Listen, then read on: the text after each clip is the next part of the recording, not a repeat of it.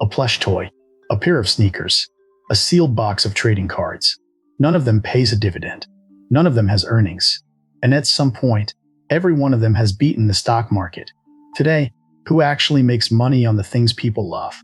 And who pays for it?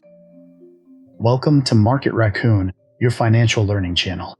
Today, we are talking about collectibles. Labubu figures, retro sneakers, trading cards, mechanical watches, vinyl records, different tribes, same story. People genuinely love these things. The supply is limited, and suddenly the thing you queued for at retail is trading for multiples online. But remember the dividend episode. A stock is a claim on cash flows. A collectible is a claim on nothing. No earnings, no yield, no payout. Its entire price is one single question. What is the next person's love worth? So think of a collectible's price as borrowed love. The collector owns the original.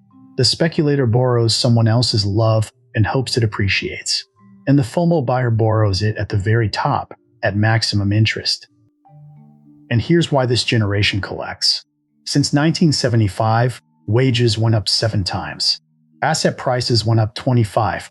Houses drifted out of reach. But $100 is a real position in cards, or sneakers, or a blind box. Collectibles are the rung on the ladder you can still reach. That is not delusion. That is a rational response to the melting ruler. The dark side, the industry knows it. Limited drops, blind boxes, artificial timers, waiting rooms. The entire machinery is engineered to make a priced-out generation feel scarcity panic. If you feel the countdown clock in your chest, that is not an investment signal. That is the product working on you.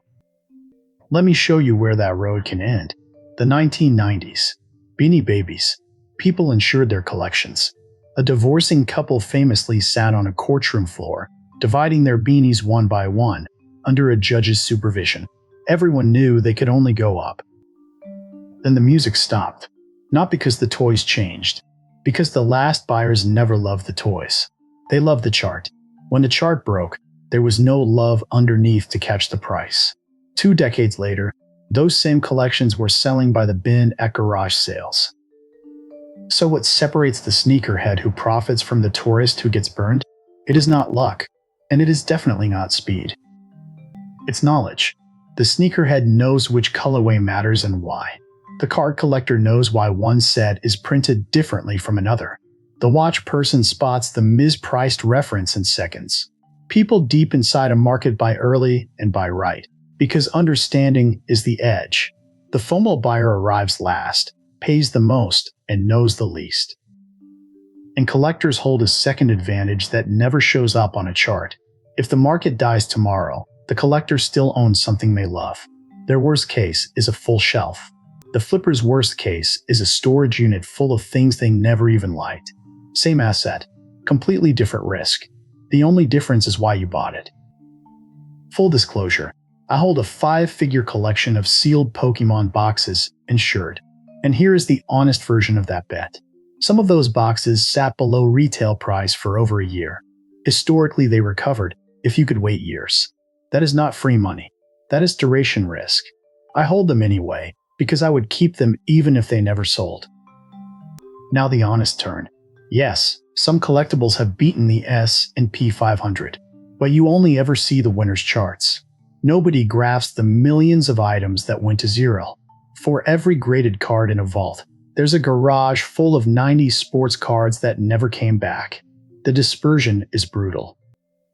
And one more warning, and this one hits every category, including mine.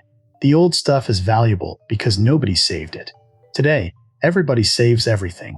Manufacturers print to demand, and collectors vault items the second they're released.